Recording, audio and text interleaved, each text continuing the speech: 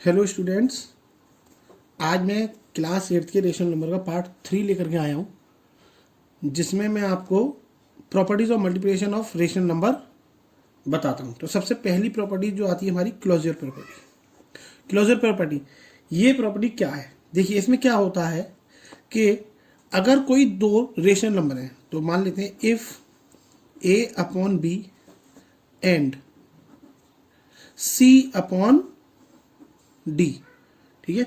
If a upon b and c upon d are any two rational number, ठीक है ना, कोई भी ये दो रेशनल नंबर है,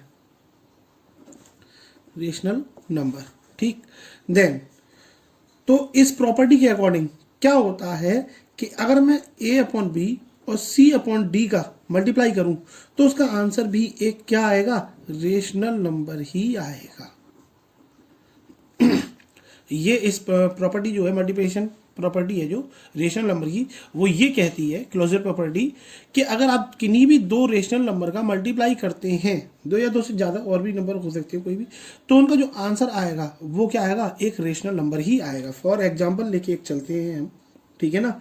मान लो 1/2 ले लिया एक रेशनल नंबर और एक ले लिया 5/7, मल्टीप्लाई करो इनका, तो देखो 1 5 जा 5, 2 7 जा 14। और रेशनल नंबर के अकॉर्डिंग क्या होना चाहिए, हमारा जो नंबर है वो p अपॉन क्यू की फॉर्म में होना चाहिए, where q is not equal to 0, बस 0 ना हो वो, ठीक है ना। तो देख लो 14 आ रहा है। अभी मैं इसको ये कर दूं, ये माइनस होता, अगर फॉर एग्जाम्पल ये माइनस होता तो क्या होता, हमारा डिनोमिनेटर ये माइनस हो जाता, 0 तो अभी भी नहीं है ना। तो ये इस तरीके से क्या है, रेशनल नंबर ही है। ये हमारी क्लोजर प्रॉपर्टी होती है, फर्स्ट प्रॉपर्टी है ये ध्यान रखना। मैं जो प्रॉपर्टीज आज आपको समझा रहा हूँ ये बहुत इंपॉर्टेंट है, आपके एक्सरसाइज में भी पूछी जाएंगी ये प्रॉपर्टीज, ठीक है ना, ठीक है। Okay, second property, closure property clear हो गई, ठीक है। सेकंड प्रॉपर्टी देखते हैं। सेकंड प्रॉपर्टी जो है वो है हमारी कॉम्यूटेटिव लॉ, कॉम्यूटेटिव लॉ, ठीक है। कम्यूटेटिव लॉ क्या बोलती है कि अगर टू रेशनल नंबर का, ठीक है ना, हम मल्टीप्लाई करें किसी भी ऑर्डर में तो वो क्या है, सेम होता है, ठीक है ना। कोई भी दो रेशनल नंबर्स हैं, अगर हम उसको मल्टीप्लाइड करें उनके ऑर्डर चेंज करके तो भी क्या होता है, वो सेम होता है। जैसे इस प्रॉपर्टी के अकॉर्डिंग वही मानते हैं, जैसे a अपॉन बी में मैंने c अपॉन डी, देखो मैं हर जगह a अपॉन बी और c अपॉन डी ही लेके चल रहा हूँ, रेशनल नंबर कोई भी है ना, a अपॉन बी और c अपॉन डी में मैं मल्टीप्लाई अगर करता हूं इन दोनों का, ठीक है, और मैं इनके ऑर्डर चेंज करके मल्टीप्लाई कर दूं, अगर यानी c अपॉन डी में a अपॉन बी का मल्टीप्लाई कर दूं तो भी क्या होगा, आंसर में कोई चेंजिंग नहीं आएगी। तो इसका भी एग्जाम्पल ले लेते हैं हम, कम्यूटेटिव लॉ का एक एग्जाम्पल लेते हैं। देखिए, मान लीजिए कोई भी दो नंबर a अपॉन बी की फॉर्म में मैंने एक नंबर ले लिया 3/4 और c अपॉन डी के लिए मैंने ले लिया -5/7 एंड -5/7, ये ले लिया मैंने, ठीक है। दोनों ही रेशनल नंबर है। अब इस प्रॉपर्टी के अकॉर्डिंग देखो जरा, a अपॉन बी 3/4 मल्टीप्लाई -5/7, और इसको इंटरचेंज करके कर दूं मैं -5/7 इंटू 3/4, देखो आंसर सेम आएगा। 3 5 जा 15, यानी -15/7 4 जा 28। सिमिलरली 5 3 जा 15, 7 4 जा 28। तो देखिए कहीं चेंजिंग आई नहीं आई। तो कम्यूटेटिव लॉ ये बोलता है कि कोई भी दो रेशनल नंबर अगर हैं, अगर हम उनका ऑर्डर चेंज करके मल्टीप्लाई करते हैं तो उनके आंसर में कोई भी परिवर्तन नहीं आता, यानी आंसर कोई में बिल्कुल चेंजिंग नहीं आएगा, जो LHS का आ रहा है वही RHS का आ रहा है, ठीक है ना। ये हमारा कम्यूटेटिव लॉ होता है। ये मैं मल्टीप्लाई इसलिए कर रहा हूँ क्योंकि ये मल्टीप्लीकेशन की प्रॉपर्टीज हैं सारी की सारी, ठीक है। बात समझ में आ रही है, ठीक है। नेक्स्ट प्रॉपर्टी जो हमारी आती है, थर्ड प्रॉपर्टी, वो है हमारी एसोसिएटिव लॉ, ठीक है, एसोसिएटिव लॉ। ये सारी की सारी प्रॉपर्टी जो हैं वो आपकी एडिशन में भी आती है, लेकिन मैंने वहां नहीं बताया एडिशन में आपको, ठीक है ना। मल्टीप्लिकेटिव में बताया कि यहाँ ज्यादा इसका यूज है, वहां एक्सरसाइज में भी नहीं पूछी कौन सी प्रॉपर्टी क्या है, ठीक है ना। अच्छा, यहाँ क्या होता है, यहाँ एसोसिएटिव लॉ में क्या होता है, अगर आपके पास कोई रेशनल नंबर दे रखे हैं, ठीक है ना, 3 या 3 से ज्यादा रेशनल नंबर दे रखे हैं आपको और वो ग्रुप में दे रखे हैं, ठीक है ना, तो उनके बीच में क्या रिलेशन होता है। जैसे फॉर एग्जाम्पल मान लीजिए एक तो a अपॉन बी, ठीक है, c upon D and e upon f, ये कोई 3 रेशनल नंबर है और इनका मल्टीप्लाई जो आपस में है वो इन्होंने कुछ इस तरीके से दे दिया कि ए अपॉन बी का भाई मल्टीप्लाई करो सी अपॉन डी से, ठीक है, और जो आंसर आया उसमें ई अपॉन एफ का मल्टीप्लाई करो, ठीक है। तो उनके लॉ के अकॉर्डिंग क्या होता है कि इसी चीज को अगर हम ऐसे कर दें, ए अपॉन बी को तो हमने बाद में मल्टीप्लाई करेंगे, बट सी अपॉन डी और ई अपॉन एफ का मल्टीप्लाई पहले करेंगे, ठीक है। तो एसोसिएटिव लॉ के अकॉर्डिंग क्या होता है कि 3 और मोर देन 3 अगर हमारे पास रेशनल नंबर हैं तो अगर उनको ग्रुप में इस तरीके से दे रखा तो हम उनकी ग्रुपिंग चेंज करके अगर हम करना चाहें, अगर हम उनकी ग्रुपिंग चेंज करके मल्टीप्लाई करना चाहें तो अभी आंसर में कोई चेंजिंग नहीं आएगी, आंसर हमारा वही सेम रहेगा जो आना चाहिए, ठीक है। एग्जाम्पल लेते हैं इसका, एग्जाम्पल से सही से समझ में आएगा इसलिए मैं बार बार एग्जाम्पल ले रहा हूं। मान लो एग्जाम्पल ले लिया हमने 5/2 एक रेशनल नंबर है और एक रेशनल नंबर ले लिया 7/4 ले लिया और एक 1/3 ले लिया, सारे पॉजिटिव लिए मैंने, कोई दिक्कत नहीं है, नेगेटिव पॉजिटिव कुछ भी हो सकते हैं। इस लॉ के अकॉर्डिंग चलिए ये वाला एग्जाम्पल लिख लीजिए, मैंने माइनस का साइन लगा दिया, नंबर वही है -5/2 -7/4 1/3। तो एसोसिएटिव लॉ के अकॉर्डिंग क्या है हमारी grouping, -5/2 multiply -7/4 and then multiplied by 1/3। ये किसके इक्वल आना चाहिए हमारा, -5/2 मल्टीप्लाई -7/4 मल्टीप्लाइड बाई 1/3, ये दोनों इक्वल आने चाहिए एसोसिएटिव लॉ के अकॉर्डिंग। तो देख लो, चेक करते हैं, माइनस माइनस प्लस हो जाएगा, 5 7 जा 35 अपॉन 2 4 जा 8 मल्टीप्लाइड बाई 1/3। सिमिलरली इधर -5/2 7 1 जा 7, माइनस का 7 आएगा क्योंकि ये माइनस है प्लस है, ठीक है, 4 3 जा 12, ठीक। आगे 35 1 जा 35, 8 3 जा 24, माइनस माइनस प्लस 5 7 जा 35, 12 2 जा 24। ये देख लीजिए दोनों क्या आ रही है, इक्वल आ रहे हैं, है ना। तो यहां पर इस तरीके से ये हमारा एसोसिएटिव लॉ काम करता है, ठीक है। नेक्स्ट हमारी 4th नंबर पे आती है मल्टीप्लिकेटिव आइडेंटिटी। मल्टीप्लिकेटिव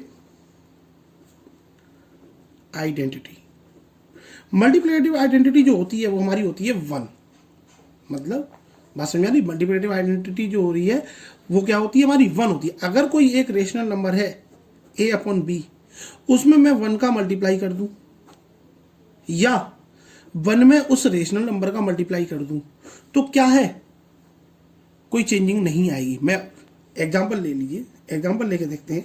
जैसे मान लो 3/4 में 1 का मल्टीप्लाई कर दो या 1 में 3/4 का मल्टीप्लाई कर दो, कोई चेंजिंग आ रही है क्या, वही जो रेशनल नंबर था वही तो निकल के आ रहा है आंसर। तो ऐसा नंबर जिसका किसी रेशनल नंबर में मल्टीप्लाई करने पर या जिसमें किसी रेशनल नंबर का मल्टीप्लाई करने पर कोई चेंज नहीं आता है, वो क्या होती है, हमारी मल्टीप्लिकेटिव आइडेंटिटी होती है, ठीक है ना। तो 1 is called the multiplicative identity. यहां पे लिख दे रहा हूं मैं कुछ इस तरीके से, 1 is called the multiplicative identity for rational number के लिए, ठीक है, फॉर रेशनल नंबर, ठीक है ना। बात समझ में आ गई होगी कुछ, ठीक है ना। नेक्स्ट, ये समझ में आई है नहीं, मल्टीप्लिकेटिव आइडेंटिटी फिर रिपीट कर दे रहा हूं, कोई भी रेशनल नंबर जिसमें हम 1 का मल्टीप्लाई कर दें या 1 में किसी रेशनल नंबर का मल्टीप्लाई कर देते हैं तो उसमें जब कोई चेंजिंग नहीं आती है, ठीक है ना, वो मल्टीप्लिकेटिव आइडेंटिटी में आता है। और मल्टीप्लिकेटिव आइडेंटिटी रेशनल नंबर के लिए कितना है, 1, ठीक है। ओके, आगे बढ़ते हैं। 5th, मल्टीप्लिकेटिव इनवर्स, बहुत इंपॉर्टेंट है, इसको हम रेसिप्रोकल भी बोलते हैं। मल्टीप्लिकेटिव इनवर्स, अगर कोई एक रेशनल नंबर है a अपॉन बी और उसमें उसी के मल्टीप्लिकेटिव इनवर्स का मल्टीप्लाई कर दें, मल्टीप्लिकेटिव इनवर्स का मतलब होता है कि जो रेशनल नंबर दे रखा है उसका रेसिप्रोकल कर दो, यानी b अपॉन a कर दो, ठीक है, तो आंसर हमेशा क्या आता है, 1 आता है। और इस प्रोसेसिंग को हम क्या बोलते हैं, मल्टीप्लिकेटिव इनवर्स का मल्टीप्लिकेशन बोलते हैं। नहीं आई बात समझ में, है ना। देखो एग्जाम्पल देते हैं। मान लो मैंने कोई एक ले लिया 3/4 रेशनल नंबर, क्या ले लिया 3/4 एक रेशनल नंबर ले लिया, ठीक है, जिसमें इसी के मल्टीप्लिकेटिव इनवर्स का, यानी इसी 3/4 का जब मल्टीप्लिकेटिव इनवर्स का मतलब है रेसिप्रोकल, तो 3/4 का रेसिप्रोकल क्या हो जाएगा 4/3। चेक कर लो, 4 से 4 गया, 3 से 3 गया, क्या बचा 1। तो ये होता है हमारा मल्टीप्लिकेटिव इनवर्स। तो हम ये भी बोल सकते हैं यहां पर इस जगह जो B/A है आपका, B/A, ठीक है ना, क्या है, is called the reciprocal of A/B। बात समझ में आ रही? मैं आपको सारी चीजें बताता जा रहा हूं जो एक्सरसाइज में क्वेश्चन पूछे हैं, ठीक है ना, मतलब मुझे एक्सरसाइज में क्वेश्चन करके दिखाने की आपको कोई भी जरूरत नहीं पड़ेगी, हर चीज यहां बताता जा रहा हूं मैं आपको, हर चीज, ठीक है ना। रेसिप्रोकल कहीं भी लिखने को आ जाए तो आप क्या लिख देंगे, उसको पलट देंगे। जैसे मान लीजिए यहां पे कि आपसे बोला जाए कि राइट द रेसिप्रोकल ऑफ -5/6।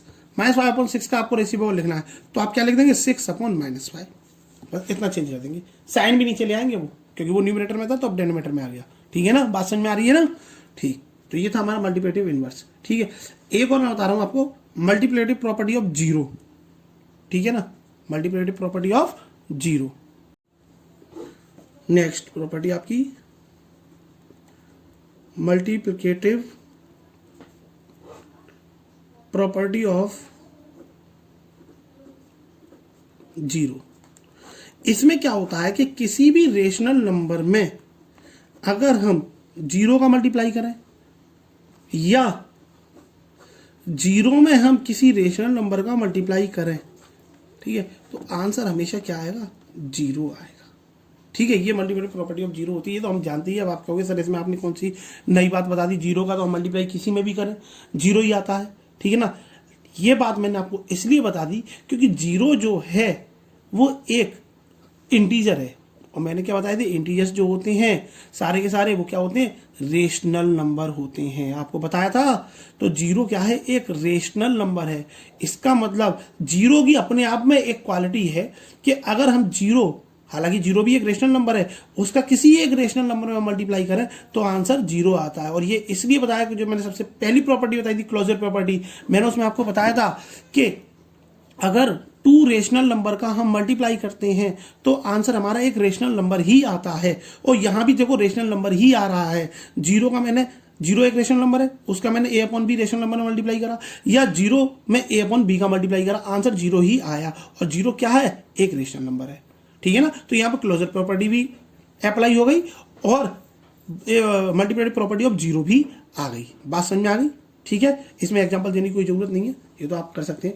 इसके बाद जो आता है हमारा, वो आता है भाई डिस्ट्रीब्यूटिव लॉ, ठीक है ना। बहुत ही ज्यादा इंपॉर्टेंट है, क्योंकि सर हर चीज में इंपॉर्टेंट ही बोलते रहते हो, ये बात सही है, मैथ में सब कुछ इंपॉर्टेंट है। Distributive law of multiplication over addition, मतलब हमें डिस्ट्रीब्यूटिव लॉ बताना है। डिस्ट्रीब्यूटिव लॉ आप पढ़ के आए हैं पहले, ठीक है ना, वही डिस्ट्रीब्यूटिव लॉ है यहाँ पर, लेकिन वहां पर हमने एडिशन का ही पढ़ा था केवल, और हमें यहाँ पर डिस्ट्रीब्यूटिव लॉ जो बताना है वो मल्टीप्लिकेशन का बताना है ओवर एडिशन, एक एडिशन के ऊपर। तो मान लिया कि कोई 3 रेशनल नंबर है, A/B, C/D एंड E/F, ठीक है। A/B, C/D, E/F, ये 3 कोई रेशनल नंबर है। और ये लॉ के अकॉर्डिंग, ये जो लॉ बोलता है वो ये बोलता है कि अगर भाई हम कि A/B का मल्टीप्लाई करें हम C/D और E/F के एडिशन में, ठीक है ना, C/D और E/F के एडिशन में हम A/B का मल्टीप्लाई करें तो वो कुछ इस तरीके से, मतलब जो आंसर इसका आएगा वो हम ऐसे भी कर सकते हैं कि हम भाई A/B का C/D में मल्टीप्लाई कर दे रहे हैं हम पहले, ठीक है, और उसके बाद में हम A/B का E/F में भी मल्टीप्लाई कर दे रहे हैं, और इन दोनों के जो आंसर आएंगे उनको हम ऐड कर दे रहे हैं, ठीक है ना। तो अभी तो यही आंसर आना चाहिए, बिल्कुल सही, यही आंसर आना चाहिए। तो ये लॉ ये बोलता है कि A/B multiply C/D plus E/F equal होगा A/B into C/D plus A/B into E/F के, ठीक है। एग्जाम्पल लेते हैं इसका एक, और ये इसकी लास्ट प्रॉपर्टी है, इसके बाद हम एक्सरसाइज में बताएंगे। ठीक है, मान लीजिए हमने ले लिया एक 3/4, 2/3 एंड 5/6, ये 3 रेशनल नंबर ले लिए। अब इसमें सॉल्व करते हैं कैसे होगा, बहुत ध्यान से समझना। इसी में ही सारे क्वेश्चन भी मैं बता दे रहा हूँ आपको, ये समझ लो। एक्सरसाइज में मुझे करने की कोई जरूरत नहीं पड़ेगी, सारे के सारे मैं इसी में ही बताते जा रहा हूँ। 3/4 इंटू 2/3 प्लस 5/6, देखो अकॉर्डिंग टू डिस्ट्रीब्यूटिव लॉ, ठीक है ना, ऑफ मल्टीप्लिकेशन ओवर एडिशन। ये किसके इक्वल होना चाहिए हमारा, 3/4 इंटू 2/3 प्लस 3/4 इंटू 5/6। ठीक है, करते हैं भाई, पहले इसको सॉल्व करते हैं। ब्रैकेट सॉल्व कर लेंगे पहले इधर का। 3 6 जा 18, एलसीएम सॉल्व करो। 3 6 जा 6 2 जा 12, 6 3 3 5 जा 15 इक्वल टू, यहाँ देखो सॉल्व करो, ये तो मल्टीप्लाई है सीधे सीधे, देखो 2 से 2 2 जा 4 एंड 3 से ये 1 टाइम, तो क्या बचा 1/2 प्लस यहाँ देखो 3 2 जा 6, क्या बचा, ये तो 1 हो गया था, 5 बन जा 5/2 4 जा 8, यहाँ ये बचा। ओके, सॉल्व करते हैं। 3/4 मल्टीप्लाई 12 एंड 15 कितना हो जाएगा, 27/18। ठीक है,